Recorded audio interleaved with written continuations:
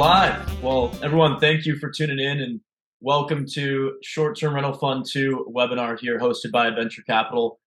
Today, we're going to be talking about how you can easily get started investing in cash flowing Airbnbs and do so entirely passively. So really stoked to be joined by the legend himself, CEO and co-founder of Techvestor, Sief Khafagi. Sief, how are we doing tonight, man?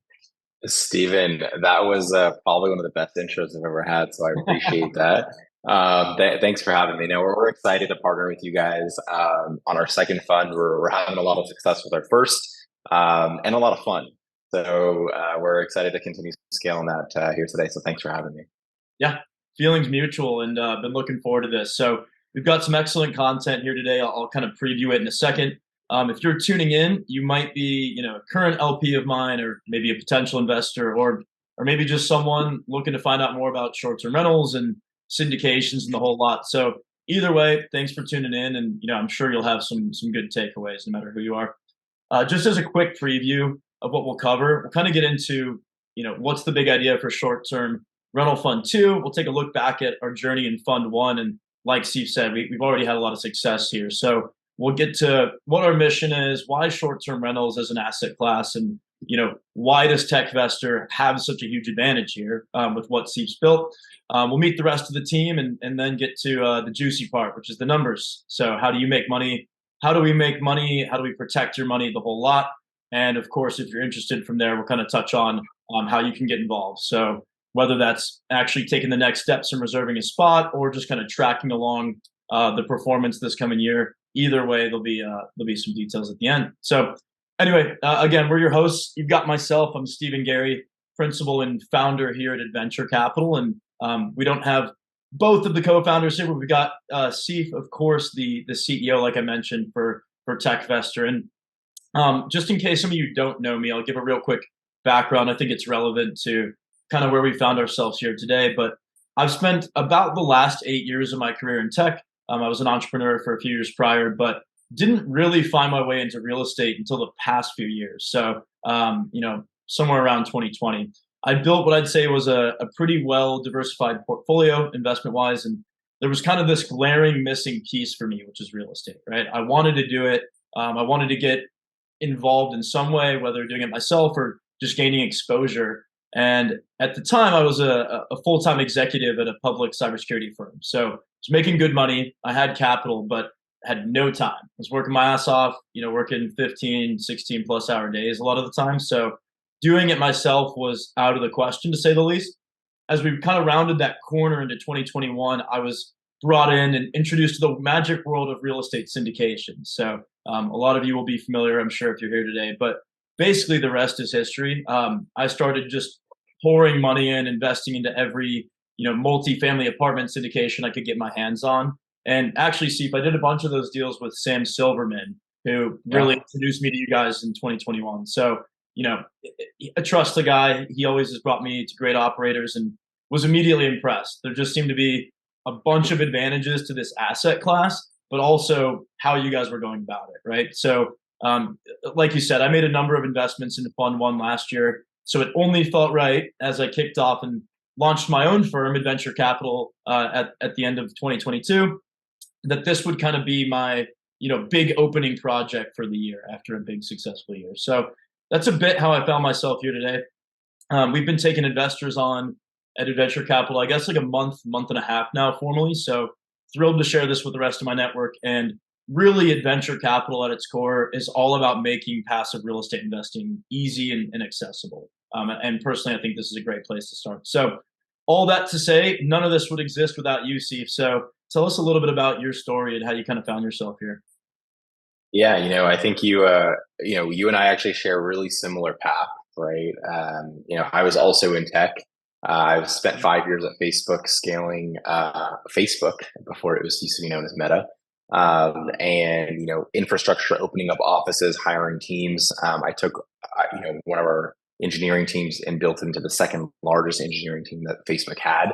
And when you open up offices, you're not just in town for a day. You got to think about where people are going to sleep, where they're going to eat, where their kids are going to go to school, why they want to move to Boston or Los Angeles or New York, or why. And while we're there, we stayed in a bunch of Airbnbs, and that was kind of where we were like, why does this experience suck? Right. So how can we make it better? Why wasn't it scalable? And similar to you, I also started getting involved in syndications while I was at Facebook. If I was to guess, Stephen, in your case, you found yourself in a privileged position of, you got good income, you live in California, so you're looking at trying to optimize taxes, and you're like, how can I solve for that passively? Because you kind of have this fledgling career. That's exactly where I was when I got in as an LP back in the day. Sabrina, we wouldn't be here today without her either, right? She is incredibly beyond her wildest dreams in terms of strengths on operations and design. In fact, she built and took the first version AirPods to market and built it into $1 billion product. She was the lead project manager on that. Navigating the intricacies of a project of a single family home seems probably pretty simple to her. But a little bit of a different concept. And, even with Sam, I'm really glad you brought that up. So Sam is our third general partner, right? So it's not only is Sam an advocate of what we do, but when Sam learned a little bit about what we've been doing, it was an instant hit between him and I. And, he joined us to become our third general partner, and he's been an incredible resource in terms of bringing up the capital infrastructure that we have today. So a lot of similarities. I think naturally a lot of your investors will also resonate with that. But if this is something you want to get into, Airbnbs are a job if you do it yourself, right? And I think you've had a little bit of experience on the LP side in our first fund, and as that continues to ramp, we're looking forward to the future because we're really, really excited about where this market is today. I think we're in the second inning. We're really early. So that's a little bit about kind of how we got here, who the people are. Yep.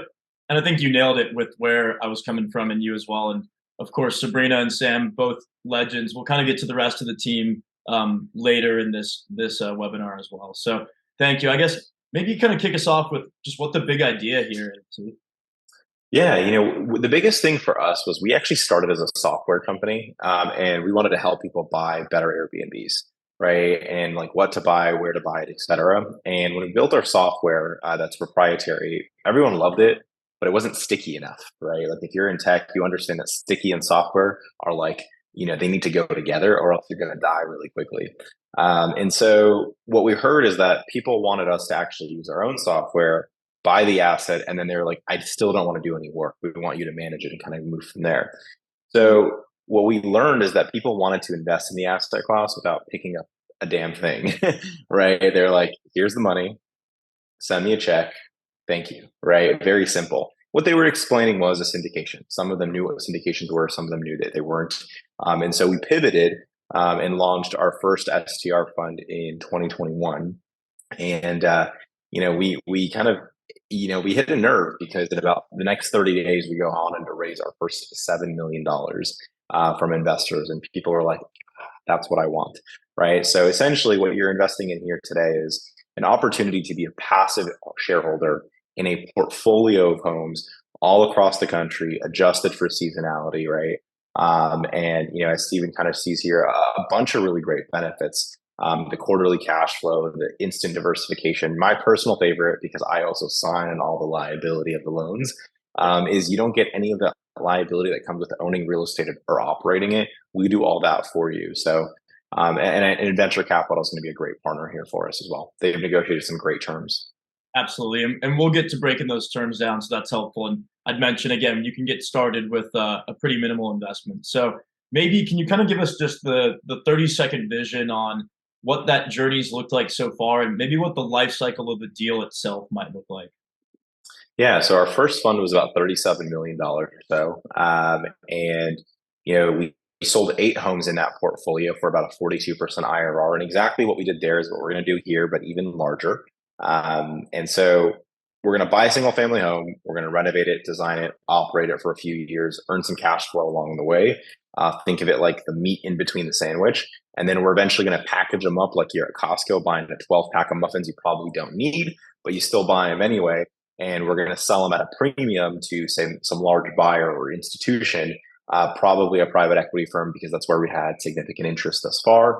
And they'll be able to buy the entire business of 100 plus properties with the real estate included. Right. And I think you already alluded to it there. So we we raised a lot in Fund One last year, and I think you touched on some of these metrics, but speak to the competition a bit because those are pretty impressive stats. Am I right? Yeah, and I mean, not to impress you a little bit even more, but some live metrics here for you, Yeah. hearing it kind of first. So we're up to 71% more revenue than our competition, Amazing. as of our last check, and 41% more occupancy than our competition. Actually, what I really like about those things is we increased occupancy a bit more, but we're driving significantly higher revenue, which means our product is fetching a premium, Right. right? And that's an incredibly good metric to understand the comparison. But we're competing against moms and pops here, right? So I don't want to make this seem like it's rocket science because what we're doing is actually not difficult. It's the fact that the competition, the competitive landscape, is this isn't their full time job. They don't understand the business. They own one or two at most. They got some IKEA furniture in the back. It's Mhm. mismanaged, misoperated. And therefore, people like us come in and we're like, we're night and day compared to those. While in other asset classes like multifamily, you're competing against like Blackstone and BlackRock, and you best be on your A game or else you'll get wiped out very quickly, right? So we continue to outperform kind of generally across the board. Right, and those are, I'll mention, those are fresh metrics, hot off the press, so that Hot is off the press.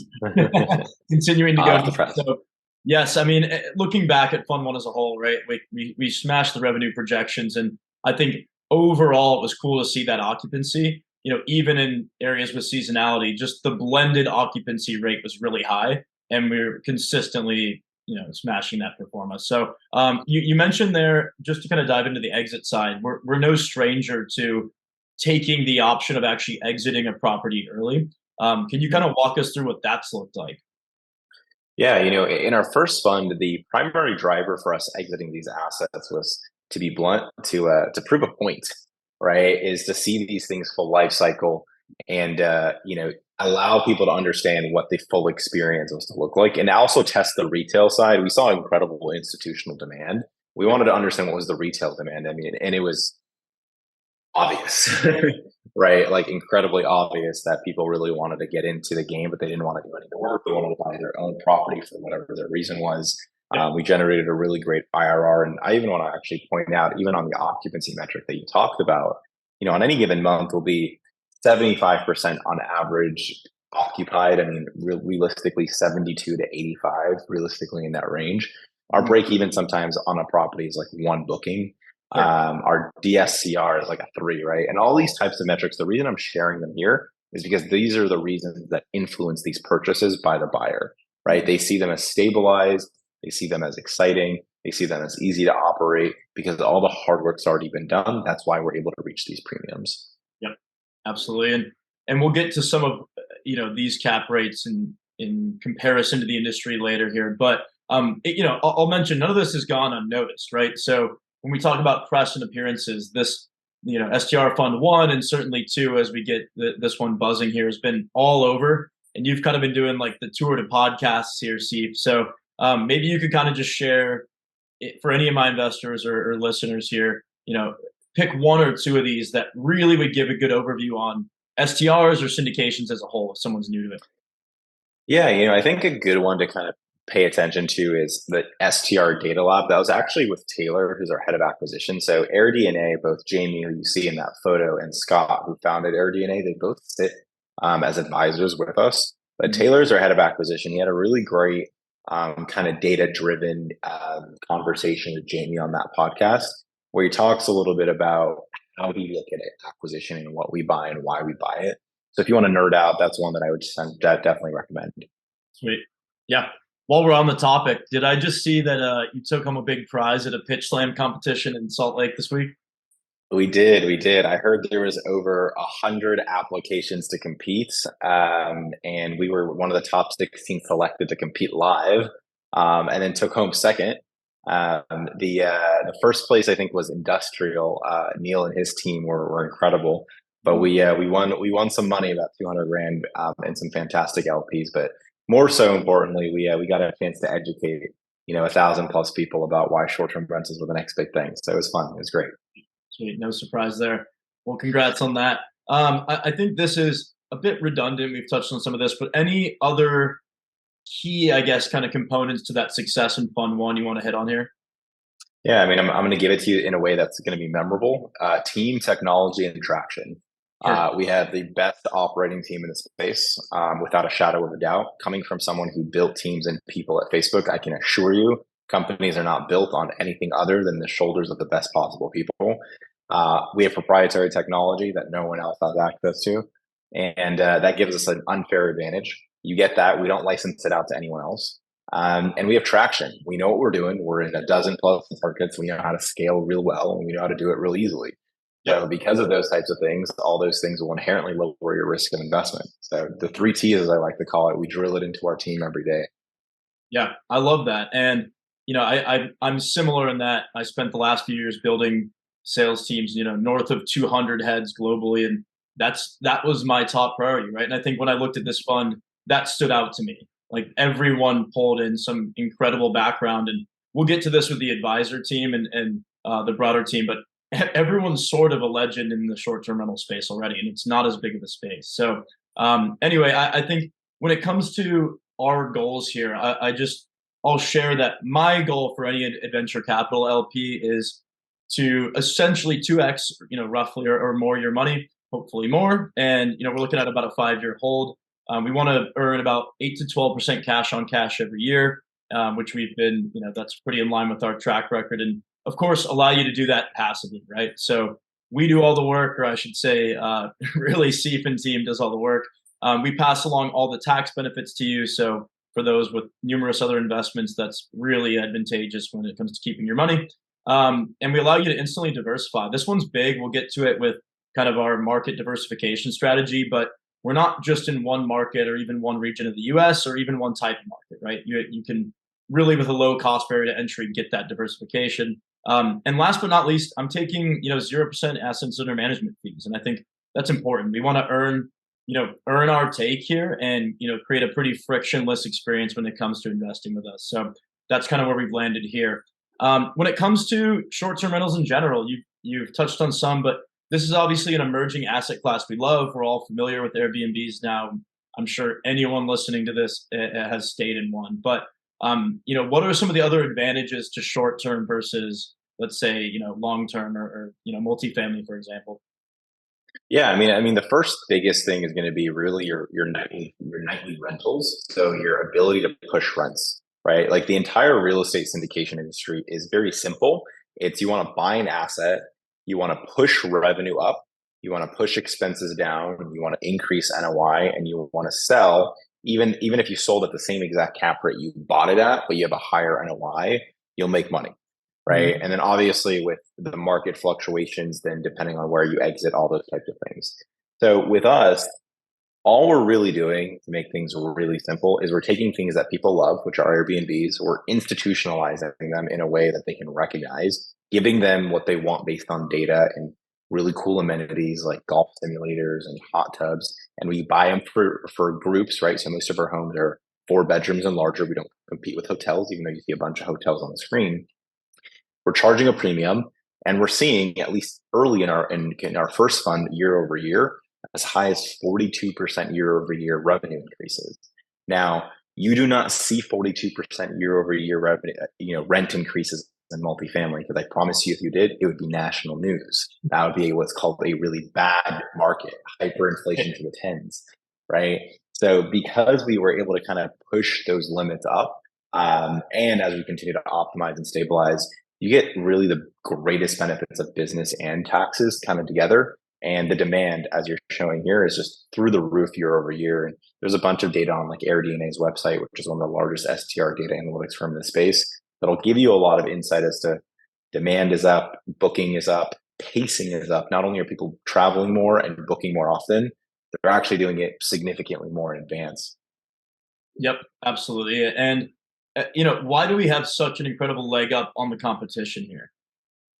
Yeah, we're competing, like I said, with moms and pops, right? And I make the joke very simply, right? Like I ask myself, and I'd encourage anyone here to even ask, even yourself, Stephen, right? You have a job, Yep. right? And if I was back at Facebook, working my 50 hours a week, let's call it at best, I got 2 kids and a wife and a family and hobbies and interests. Am I going to operate that property as well as someone who does this full time, and understands the design and finding it and is running it with data? The short answer is highly unlikely, right? And that's really what we've operationalized from a management design. We call it our Superhost OS, Yep. our operating system, and our infrastructure is just really, second to none. Yep. Yeah, that's a good point. I think what you guys have done really uniquely is that you've taken advantage of all those shortcomings from the mom and pop side and turned it into an in-house vertically integrated system, which is really what Superhost is, right? Yep, exactly. And all these types of things included, we do everything ourselves, right? From the beginning all the way to the end, and we own the entire stack. Sure, absolutely. Well, we've already kind of teased the team out here with Sam, who was, of course, our initial introduction. But anything else you want to share, kind of on these guys we haven't talked about? I think that should say John, not Taylor Jones twice. But you want to intro the team? Yeah, John Bianchi is down there, right? He's literally known as the Airbnb data guy. I can assure you, you're not going to meet many private equity firms with a head of data. Taylor's going to kill me if I don't tell you guys to go follow him on Twitter. He's got some fire Twitter content that he puts out, even on LinkedIn. But look, we have an incredible team, and as Stephen will show here on the next slide, even great advisors from places like AirDNA, Scott, and we actually just added Jamie Lane who's the head of research. Laszlo is probably one of my favorite guys on this planet. The guy is when he was at Uber, he's the one who built Surge. So if you're ever out late at night and it's like 2x, that's the guy who built it. So fun fact, I'll send him a Venmo request from time to time and be like, hey, I just got surged. So in case you want to fix it. But people like Rob, the host of the Bigger Pockets podcast, Nico, we've really great white hair on the team, and more importantly, key people in key places to open up some doors. Totally. And some of these guys I was already, following, like you shared on Taylor on LinkedIn is super active. So all fun people, even if you guys aren't investing here, to at least follow and get some exposure to the space. When it comes to the software, so we briefly touched on this, but again, we're former tech guys coming into this space. I think it's natural you want to look at it like this to optimize acquisition. So I guess kind of tell us start to finish, how does this guide our acquisition process? So think of a funnel, right? Like you have the entire US and you have no idea where to start. You're looking for a needle in a haystack. So what we do is we find the needle, and we find it using data. So our software tells us, hey, we're mapping these 300 markets of interest, and we map them for months, sometimes years ahead of time before we actually enter it, because we're gathering raw data and structuring that data. And then it's going to tell us, hey, you should look at a market like Clearwater, as an example, because the data looks promising. It's meeting your bare minimum expectations, right? And then in Clearwater, as we're mapping more and more and we're getting more data, it's going to tell you, hey, if you buy in Clearwater, the best possible product to buy is a 4-bedroom or 5-bedroom with a pool on a quarter-acre lot, for example. And by the way, if you want to buy that kind of product on the real estate side, generally we're finding about 27 listings of that per week. Therefore, we believe we can actually go acquire some element of scale if, say, 100 of those types of homes are hitting the market on average a month, and we can win 2 or 3, right? Because we know the exact product within the specific locale that we're buying, right? It's almost like a magic circle, and all of a sudden that market becomes viable, right? So we're doing this across hundreds and hundreds of markets. We underwrite over 100,000 properties a month, and across all these locations. And that's how we discovered a bunch of these, from places like Scottsdale to Memphis, the Galena, Illinois, to the Poconos in Pennsylvania, and indeed places like Clearwater and Blue Ridge. And we're actively looking at places like Asheville, North Carolina, and those suburbs, the Hudson Valley of New York, San Antonio, Texas, right? A lot of these markets where you might be like, is there a lot of money to be made there? And the short answer is there's actually a lot of money to be made everywhere. You just need to understand what to buy and how to actually design it for the avatar. The second follow-up question is, can you actually buy it? Right. And that's where the real estate supply is. And obviously then you got to build your vertically integrated infrastructure to support it. So all that stuff is done in-house. 94% of the time, the data tells us that it's a shit deal. And that's why we're able to not charge fees, right? We're using technology in order to suss through a lot of bullshit so that our humans can make really great data-driven decisions. I do want to make one thing fairly clear. We are not a technology company that buys real estate. We're not like Zillow. We're not like Open Door that's iBuying. We are a real estate company that happens to build technology, right? And because of those differences, everything we do is from a human data driven decision, not from an automatic, the software says we should do it and it automatically buys, right? Those are two very different companies and two very different kind of options. Right, right. Powered by technology. And Correct. that extends, like you said, beyond just what markets we're in. So, what are some of the other things that we look for in that acquisition process? One of the biggest things we look for is actually what's known as our ADR or average daily rate. And it's that first thing you see there are $200. And the main reason is we don't want to compete with hotels. We believe hotels are a race to zero. They can also offer things we can't, right? Like they can subsidize things that we can't. So we can't win there. And so therefore, we typically focus on larger homes, right? That's going to host 6, 8, 10, 12, 16 people. And if you've ever traveled with, say, a group of 10, you know that what happens when you go back to your hotel. Everyone goes to the room completely separate. There's a friction of space. There's not a lot of amenities for the group. There's no privacy. It's not family friendly. I'm a father to two under two. So having access to a kitchen and those types of things are incredibly important. So we wanted to build experiences where we could charge premiums and understand the market. In fact, right now we're seeing near 450, sometimes $500 average ADRs across our homes, which is more than double what we predicted we would get. And we're actually seeing that continuously increase. And of course, That's another fresh metric I'll mention that has only gone up every time we've talked about this. I guess blame inflation or blame good product. I'm not sure. Maybe a combination of two, both. But of course, you can't forget those adventurous experiences since we're talking about adventure capital here. But we're building some really cool things at our homes, right? I mentioned golf simulators earlier. We put in those gaming lounges. If you ever walk around an airport and you see like those gaming lounges, we put those things in some of our garages. Of course, the hot tubs and the games and the pools and the amenities, outdoor bowling, bocce ball, pickleball, basketball courts. You go to one of our homes and you could technically never leave if you really wanted to.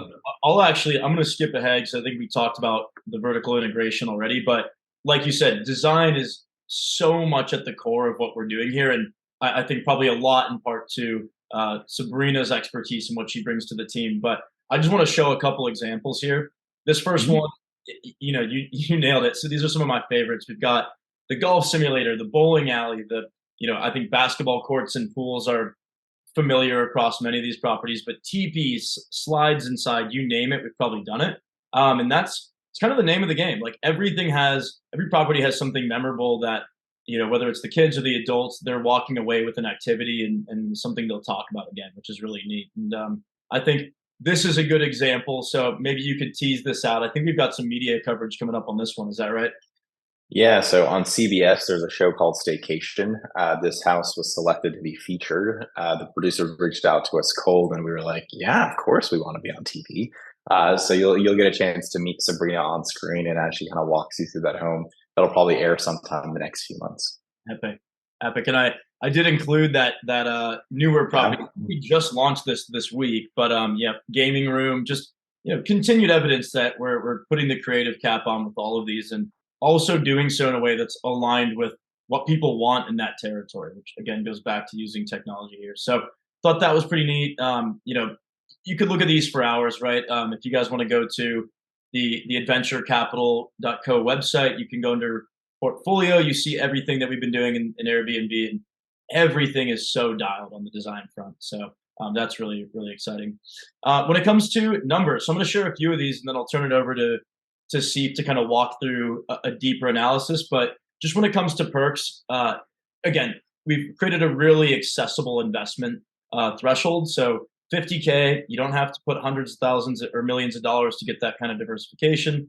We're looking at a 5-year hold, hopefully sooner. We pass along 100% of the tax benefits to LPs. So we'll break down in a minute here what that means from a bonus depreciation side.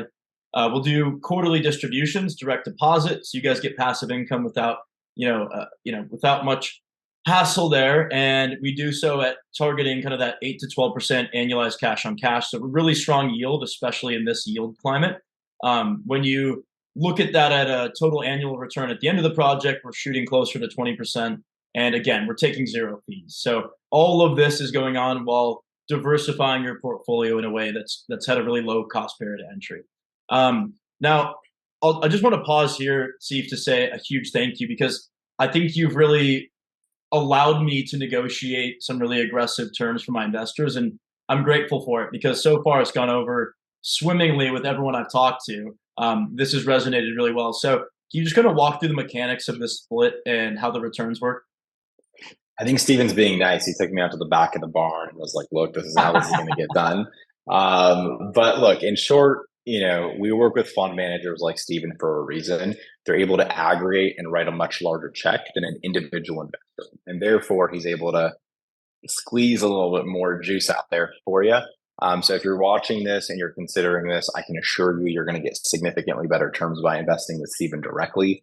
And there's a reason that we're doing this partnership.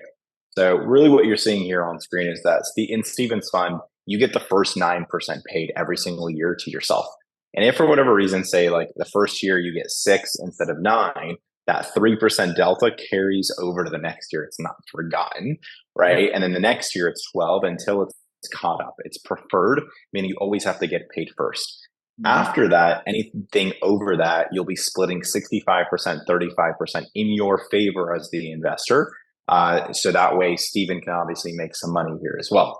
And then your aggregate return, if we head over to the next slide, this will give you a great idea as to what you can expect kind of on a yearly basis. The big thing to really look at here is understand that this is a bell curve, right? That's a great way to think about it. In real estate, the saying goes, you will get rich for sure, but you won't get rich quick, right? And especially as a passive investor, at the beginning, there's this beautiful ramp period because we got to find, identify, deploy, allocate, renovate, design those homes that you saw. Unfortunately, we're not buying them turnkey with slides inside, right? So we have to actually be able to bring that product to market. And then we have things like booking lead time where we have to drive that revenue. And you're going to earn most of your yield in those middle years, right? In the first year, you got that ramp. And then in that fifth year, you got that start of that disposition, right? And the selling of those assets. So it's not that you see your yield go down. You want to look at your total aggregate return over those 5 years. And that's where Steven's kind of talking about roughly that 18, 20% per year return. Absolutely. And if anyone on this, listening here wants us to model that out for you at various different investment tiers, we can certainly do that. But definitely helpful. Again, thank you for letting me take you out behind the barn because I think it's been very well received, Sief. And talk a little bit about the tax side of this as well, because we're obviously doing a lot to maximize the harvesting here. Yeah, a big thing that even both of us when we were we're in tech and we live in California, we're like, how do we lower our taxes? And none of this is financial advice, but look, hey, hint hint, real estate helps in terms of lowering your total taxable income. There are some rules whether you're an active or passive investor depending on your situation, and if you're filing single or jointly and those types of things. So we encourage you to talk to your CPA or your financial advisor. But in short, we're projecting a 20 to 40% write off of your investment over those first couple of years. Nothing is free in the world. So this isn't tax free, but it's tax deferred, right? And that's exactly what a tax strategy is, right? You want to push the can down the road, reinvest your dividends as quickly as possible, and pay as little in tax legally over time. And that's what real estate allows you to do.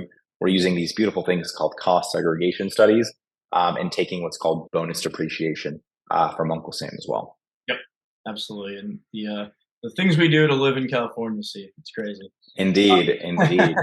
One thing I'll kind of share here. So another, pretty awesome perk that we kind of open up to our LPs. You're not just an investor with us, but you can also take advantage of some of the lifestyle benefits of venture capital. And we've got over 100 plus properties. We'll have certainly more in this fund across the US. So we can go direct. If you guys want to stay in one of those properties as an LP, you function as an owner, right? We'll cut out the middleman. And so there's no cost or kind of downward effect on the fund and really everyone. So certainly for any existing LPs on this call, if you didn't know that yet, reach out. We're happy to make that open. But this is an important slide. So see, probably one of the questions I get most frequently is, how are we protecting downside and protecting capital as a whole? So can you kind of walk us through this strategy? This is my favorite slide that I think I've ever put together, and I'll tell you why. In today's world, if you're around long enough, you'll learn that the first thing that'll kill a real estate deal is the type of debt you take or you don't take. And for us, all of our debt is fixed for 30 years. Yep. Most of it is fixed with interest only for the minimum of 10 years, right? At that forefront. So in short, we're never a forced seller. And you're like, well, why do we need 10, 20, 30-year debt on a property if we're only holding it for 5 years? The short answer to that is no one can predict the future, right? As much as we try and plan and project, and projections are all that, and we have a plan, everything changes, right? You look at 2022, I mean, you had interest rates double. I can assure you, no one underwrote for that, right? In any investment that they'll tell you. But what you're betting on is operators making great decisions, and that's what we do. So to kind of hedge our risk, because we're not a forced seller, if we ever needed to say hold for 7 years or 9 years or 10 years, now remember, as general partners, myself and Steven, we make our huge returns on exit. So we're incentivized to drive huge exits as quickly as possible over time. But we're not going to sell just to sell and not make great money for everybody, especially if we're cash flowing decently and we just happen to be in a shit market. Debt will force you to sell sometimes if you're in an asset class like multifamily. I'm an investor in several other asset classes, everything from car washes to crypto, multi to storage. And typically, I don't think I've ever seen better than 3 or 5 year fixed rate debt. For us to have nearly 10 times longer fixed rate debt is an incredible advantage. Not to mention, when we're buying these homes, we're adding significant value on the front end. Flooring, bathrooms, renovations, we're increasing the home's value, not to mention we have incredible flexibility in operating. So, even in our first fund, when, interest rates doubled, labor markets tightened, inflation was taking pace, you're betting on the fact that we can adapt and pivot. So any projections that you see are projections. We want to stay as close to those as possible, but naturally we will always operate at the end of the premium level of a market and in our best capabilities depending on that market. And this allows us to do that. Right. Yeah. And I think ultimately this is, not just a protection mechanism, but a huge competitive advantage, which is awesome that we've turned it into that. So, one other, I'd say, consistency, we've talked a lot about just conservative underwriting, which I love that the way that we do that across the board, right? It's much better to over deliver. But talk to me about what the market tends to underwrite for when it comes to cap rates. Yeah, I mean, look, we're early in this asset class, and as you can see on screen, I mean, we've seen, everything from a 1 to a 15, for lack of a better word. But our property sold between a 5.5 and a 6.5. We typically underwrite between a 6 and an 8. And for those who are maybe hearing the word cap rate for the first time, the lower the number, the higher the multiple. So if you have a 5 cap, what you would do is you take 100 divided by 5, and that's a 20x multiple. If you had a 10 cap, you would take 100 divided by 10, and that's a 10 cap, right? And so, a 10x multiple. And so for us to be able to sell at a 6 to 8 cap, which is roughly what is that off the top of my head, like a 12 to 15x multiple, roughly in that range, of our NOI is a fantastic return. As you can see here, like we expect things to compress over time. Here's the other thing I want to call out. I think we can all agree interest rates will likely come down sometime over the next 3, 4, or 5 years. And as interest rates come down, typically what also follows that is cap rate compression. So as we're driving better and better revenue over here, and cap rate compression is coming down over here, you're creating an even bigger delta on your multiple, which is fantastic, right? You want to control what you can control in a business like this, and then you want to let the market do its thing and never be a forced seller, and that's your recipe for success. Right, absolutely. And we talk a lot about some of these, some of our goals for this 5-ish year hold, let's say, but don't forget there is a lot of upside here, right? Like all of those dominoes can fall, and I think you could walk away much higher. So I just want to touch on what next, right? So if this has been awesome and eye-opening to you and you're ready to move forward, or perhaps you're almost there and you want to just kind of get some insight into the process, it's pretty straightforward, right? And a lot of that's thanks to how the Techvestor guys have set this up. But really, you start with the boring part, paperwork, whatever. We'll send over a PPM, which for those who don't know is a private placement memorandum, pretty boilerplate standard stuff for the industry. You guys wire the money, so you fund the investment. We'll verify accreditation status, and then we do all the work, right? And again, when I say we, I'm really referring to Sief and team. But You guys will start to get quarterly distributions once we're cash flowing, and those are deposited directly into the bank account. So quarterly distributions. Once you've invested, you'll also have quarterly reporting. So that'll be more so from Sief and the Techvestor team on kind of a more formal basis, but I'll be providing maybe weekly, bi-weekly updates from the adventure capital side. So there's a lot of ways to see what's going on in the fund. And again, if you follow Taylor Jones and some of these other guys online, you'll get a lot of that too. When it comes to tracking this investment, so where do we do that? We use InvestNext, which is a really transparent, easy to use portal. So here's an example of Techvestor's view here, but you can see your capital balance, your contributions. You'll get some of those quarterly updates there. And I'll probably also use this as a vehicle to post new projects we open up at Adventure Capital, right? Because you can essentially use it in that way. So you guys will always get the first no there if I'm taking on something else. When it comes to scalability, real quick, Steve, can you touch on this, and then we'll talk a little bit about how we use the best in the business externally. Yeah, the problem in the industry, if you think about short-term rentals, are property managers and owners. And from an investments perspective, it's about scalability. In fact, when you ask yourself, this sounds neat, why hasn't someone done this before? And the short answer is it's freaking hard, right? To buy one single asset, do all that work, because each asset really is its own business, roll them up into an aggregate, vertically integrated business. And that's what we've been able to solve. And that's why when we build this portfolio that you're going to be investing in, that's the premium we'll be able to actually fetch. If someone 2 years or 3 years from now wants to be able to buy 100 or 1,000 property portfolio in short-term rentals, there won't be many options. And we will certainly be the best option on the market to do so. And it will be stabilized, predictable, and data backed with first level data, which reduces the risk for the buyer, making this an incredibly scalable solution. Totally. And what about who are we using externally? I have more law firms on retainer than I'd like to admit, but Michael Best is one of the best. Hall CPA, they're known as the real estate CPA online. They're literally invented the short-term rental loophole. You talked about InvestNext. Cost Seg Authority is one of our partners on our cost seg stuff to make sure we get those benefits and taxes. And of course, dozens and dozens of other vendors and partners in our vertically integrated structure. Yep, absolutely. And I can speak highly from experience of all of these. So really to kind of close us out, Steve, maybe just touch on some of the trends, right? So much has happened in this space in the past few years, whether it's due to COVID and working from home, et cetera, but there's been a lot of behavioral shifts. And I think we've taken advantage of some of these. So maybe close us out there, and then I'll kind of touch on how you guys can, find us later.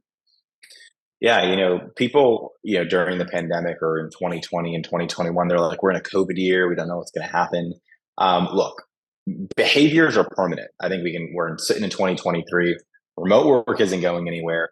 Work from anywhere isn't going anywhere. Flexible living isn't going anywhere. In fact, if you firmly believe that people will own their own real estate in the future, I encourage you to look at the data.